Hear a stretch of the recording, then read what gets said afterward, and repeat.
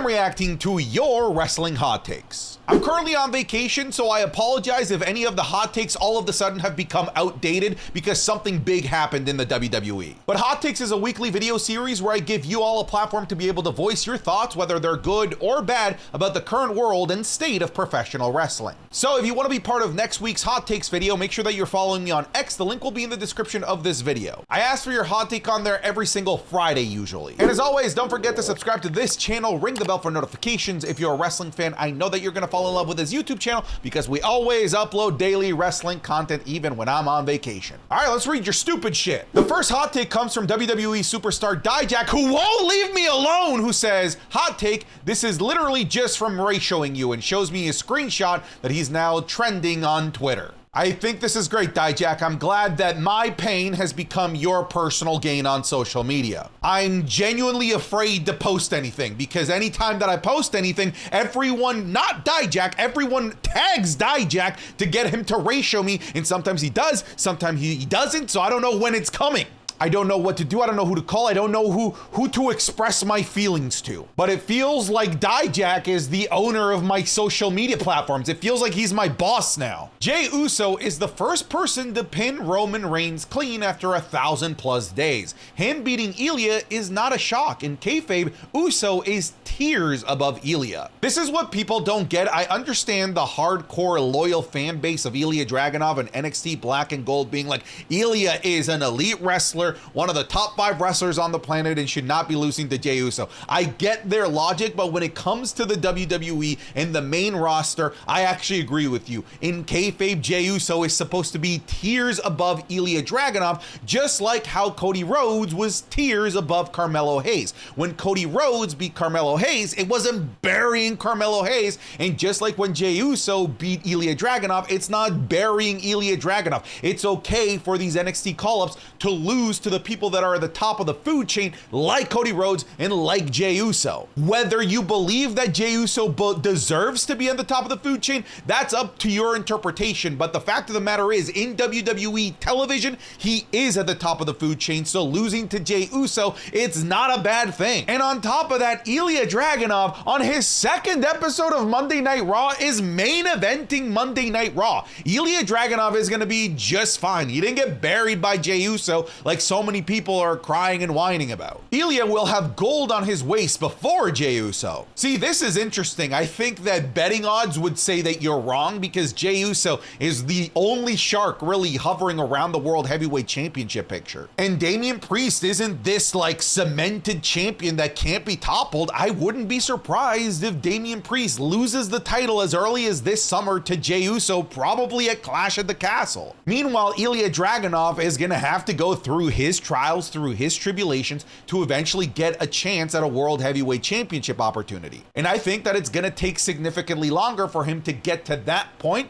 than it is for Jey Uso to get another 1 or 2 cracks at a World Championship. And as I've already stated, Jey Uso is at the top of the food chain of Monday Night Raw. He is, even if it's by default, the top babyface of Monday Night Raw, with Seth Rollins and CM Punk being out with injury. And since he's the top babyface of Monday Night Raw, is not crazy to think that they could pull the trigger on him as early, like I said, in a couple of weeks at Clash of the Castle, and he could be your new world champion. I know that there's a lot of criticism for Jey Uso right now, but none of that criticism is translating to the fans that frankly actually matter, which is the fans in the arena and the fans watching at home that are more casuals and aren't wrestling nerds like us. I think that Cody winning the United States Championship is the move. Have Cody do open challenges every month like Cena did and give superstars different opportunities. This way, LA Knight can beat him instead of having Logan lose tonight in his hometown of Cleveland, Ohio at SummerSlam. I have to emphatically disagree. I think the last thing that we need right now is another double champion. We didn't like it a year ago. We didn't like it 2 years ago. We're not gonna like it again. And another thing, I know that we want to try and replicate the magic of the John Cena Open Challenge, but I just don't think it's something that we're going to be able to replicate. We've tried it before and it just doesn't work. It was a special once in a lifetime thing that John Cena made feel amazing. And even if Cody Rhodes is the top babyface, him trying to do the open challenges isn't going to hit the same way that it did with John Cena, especially if Cody Rhodes is a double champion, because by default, the United States Championship Championship will just feel less special around his waist when he's holding an even bigger prize already. So I don't think that him winning the United States Championship is the play. I don't think that Logan Paul winning the WWE Championship is the play. I think the play is to end this match in some sort of shenanigans where they can both walk away with their titles. This next one comes from another WWE superstar, the King, Lexis King, where the intellectuals at, who says Uber Eats drivers shouldn't be tipped based on percentage of the total bill, but perhaps the distance of which they travel. Spoken like a true intellectual, because I emphatically agree. In my opinion, an Uber driver is giving me the same level of service and effort if he's bringing me a Big Mac and fries and a McFlurry and an order of nuggets than if he were to just also bring me a Big Mac. It's the same distance. It's the same cost to that driver. Why should I tip more because I want to be a bigger fat ass and eat more? I shouldn't be penalized because I'm having the midnight munchies because I want to eat more, okay? I want to tip, but it should be a reasonable amount, and I think that it's fair to tip by distance. I'm getting really tired of all the Jey Uso slander. So am I. I just think that all of the Jey Uso slander is coming from a place of ignorance. I will say that there are a lot of fair criticisms about Jey Uso. I do feel like his moveset has regressed to be more simple, and his promos have also regressed to be more catchphrasy. We're talking about a guy that used to have so many layers when it came to his promos and his characters as early as last year when he was feuding with Roman Reigns during the Bloodline Civil War, and now it really has been boiled down to a couple of catchphrases and making sure that you can turn everything that you say into yeet, like yeet down and yeet, I don't know, dude, he just mixes yeet with everything. So I do think that he has regressed as an interesting character, at the very least to me. So I will reiterate that there are very fair criticisms of Jey Uso, but I think a lot of them are misplaced at the moment. To say that he's not over is actually just a lie. Just look at the arena, the aura of the place, the buzz of the crowd whenever he comes out. He's the most over guy on Monday Night Raw. But again, we here on the internet wrestling community want to sit here and try and tell the world that our opinion is representative of the entire WWE universe when it's just not the case. Like, if you want to have a discussion to say that Jey Uso is not as interesting as he was a year ago, I'm interested in hearing the argument, because I do think that there are some fair things to say in that regard. But again, to say that he's not a superstar, to say that he's not main event worthy, to say that he's not over, it's just a lie, and it's represented every single time that he goes out there. Gunther will be the one to dethrone Cody, and I'm 100% sure on that, which will give Gunther versus Ilja at Bash at Berlin. Oil up, Santi.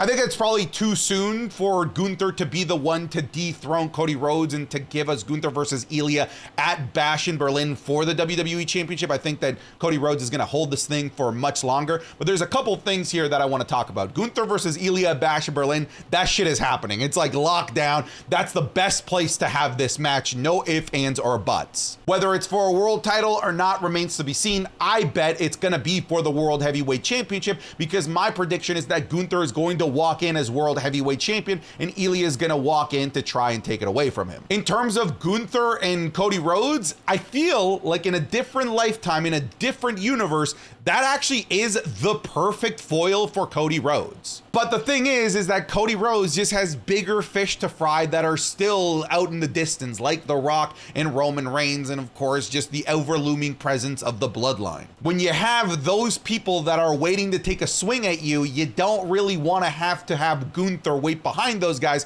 because it could be years before he gets an opportunity. So I think Gunther right now is better set off for the World Heavyweight Championship picture. But I will say, if the Bloodline and Roman Reigns and The Rock weren't a thing, I think that the best feud right now for Cody Rhodes would actually be Gunther. But I just don't want Gunther to be this stopgap feud for Cody Rhodes as he gears up for the things that are waiting for him in the future. But I'm not gonna oil up, stop asking.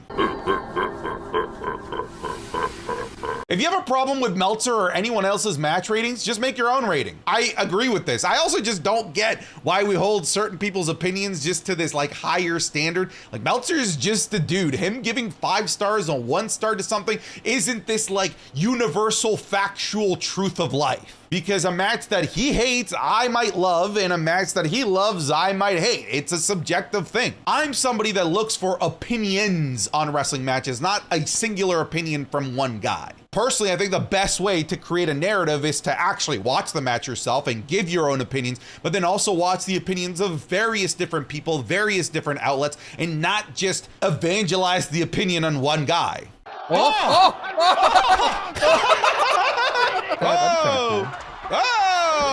Whoa!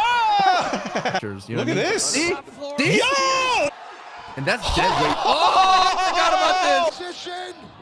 Oh, that was a sneak peek of this week's Wrestling is Cool Match Club, which is available exclusively on Patreon. Over on the Patreon, not only will you get the newest episode of Wrestling is Cool 3 days earlier than everyone else, but you're going to get the Raw review, SmackDown review, NXT review, and you're also going to get 5 weekly episodes of the Wrestling is Cool Match Club, which is a series where people on Patreon vote on which matches we watch and commentate on. This week, we're looking at Drew McIntyre versus Will Ospreay from WCPW, Triple H versus The Rock in a ladder match in SummerSlam 1998. We're looking at Zila and Jacob Fatu taking on Bang and Matthews in GCW. We're also looking at Cesaro versus Sami Zayn all the way back in NXT in 2013, and Rey Mysterio versus Prince Puma, aka Ricochet, in Lucha Underground. You can find all this over on patreon.com/SantiZap. You'll find it in the top link in the description or the link in the pinned comment. Over 2,000 of you are already supporting on Patreon, so thank you so much for this crazy stretch. We really appreciate your support, and back to the video. MJF and Adam Cole being injured for almost 6 months or more now has become part of AEW's decline.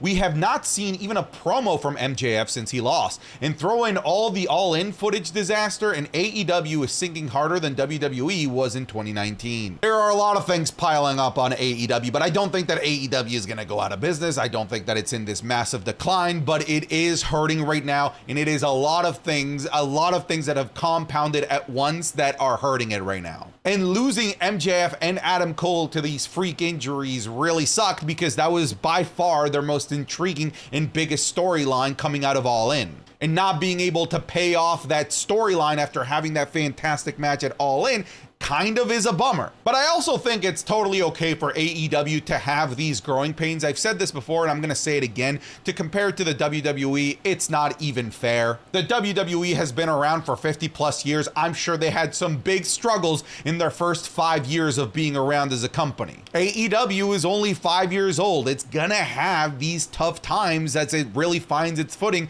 in this market of professional wrestling. I think the thing is that a lot of people believe that AEW should just be perfect and not have any bumps along the road because their first 2 years were just so flawless. But inevitably, as a business grows, you're gonna have these hurdles that you have to overcome. But as time passes and the company becomes older and wiser, these small bumps at the grand scheme of things are just gonna be small bumps that aren't really gonna be guiding the direction of the company long term. They just need to withstand this storm, come out the other end, and they're gonna be just fine. I'm genuinely curious where Vince McMahon was going with his Golden Egg storyline with Austin Theory that got abandoned. I think it's adorable that you think that they had any sort of plan with that stupid fucking egg story. It was going nowhere from the beginning. If the new Wyatt faction will debut in Saudi Arabia, it should absolutely be during the Logan-Cody match, ultimately making it a no contest, a great way to immediately elevate them as well. Look, the Cody versus Logan Paul match has to end in no contest. No way that we can walk out of Saudi Arabia with having another double champion. It just cannot happen again. And I also believe that the WWE knows that we know that that can't happen. And if that's the case, then unfortunately we're leading towards a very predictable end to this WWE Premium Live event, unless they can end it in a no contest in a way that is shocking and will get people talking. And I think a great way to do that is by having the Uncle Howdy faction show up, end the match, and maybe destroy everything, kind of like the Nexus did. Because if it does end in a no disqualification just because Logan Paul brings out brass knuckles, that's lame and no one is going to talk about that. But if it ends in a no disqualification because Uncle Howdy comes in and destroys both of them, the entire internet will be absolutely buzzing, and we won't even care that it ended in a no contest. Making SmackDown 3 hours might be the only way that we'll be able to get a stabilized mid-card and tag division on the show. Look, I don't want to make SmackDown longer, but the roster is just too damn stacked at this point to not make it 3 hours. I will say I've never liked the 3-hour Raws, but recently I feel like they've done a really good job at making all 3 hours feel worthy of watching. So I do think that they've got enough experience under their belt with Monday Night Raw to make SmackDown a very entertaining 3-hour show, and they sure as shit have the talent to be able to make it that. Because more often than not, on every single episode of SmackDown, something is gonna have to take the back seat. Whether it's the women have to take a back seat one week,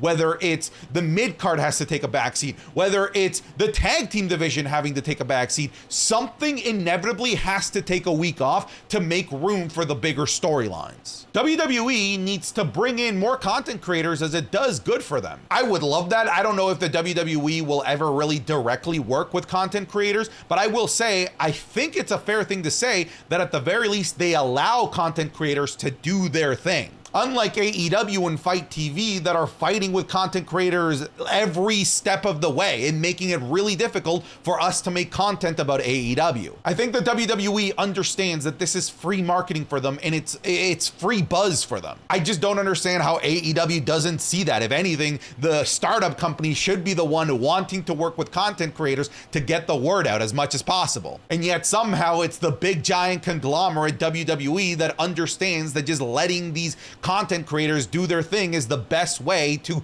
create a conversation around the product. The Uncle Howdy group will not go over as well as WWE thinks it will. I don't know, man. I disagree. I think that there's a lot of hype for this, and I think that if it's done the correct way, that it is going to hit right with the crowd. I do think that there is room for a supernatural being within the WWE, and there is a vacuum that's been left by The Undertaker's retirement and the passing of Bray Wyatt. And if they hit all of the right notes, and so far I feel like with this guerrilla style marketing that they've been doing with the glitches, the QR codes, the like 1 hour live stream on Twitch that had over 10,000 people watching it. I feel like they've done everything right to make sure that when this thing actually hits the screen, that it's going to be over from day one. So I'm actually very optimistic. Seems like you're very pessimistic about the whole thing, but I'm choosing to believe that they've done a good enough job to put this debut in the best light possible. Maximum male models could have worked. I believe the gimmick could have worked, especially how hard the talent played into it.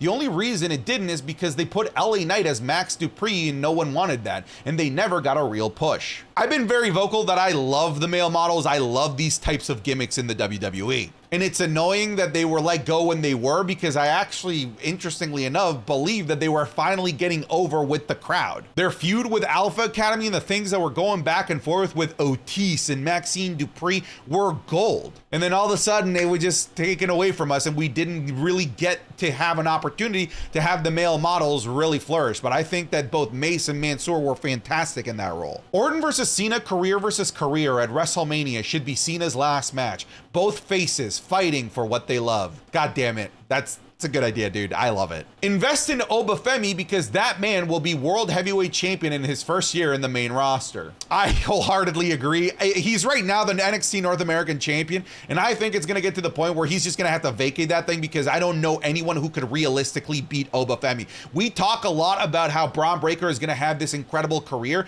I think that it might get bested by Oba Femi right now. So yes, invest early right now in Oba Femi, my Oba Feminess. Get your money out, get your wallets out, and invest in Oba. If Gable is going to form a stable with the Creeds, they should do it now. It's excruciating watching the Academy suffer. That's good. It means it's working. I think it's supposed to be excruciating. I don't think we're supposed to like what he's doing to Alpha Academy. But yeah, I do think if they're going to do it, it should be sooner rather than later, or at the very least start showing some signs that Chad Gable might be gunning after the Creed brothers, because right now we're very far removed from that even being a possibility. All right, folks, thank you so much for sending in your hot takes this week. That was a lot of fun. Again, this was pre-recorded well in advance, so I'm sorry if any of this was outdated, but that's it. I'm done. Get out of here.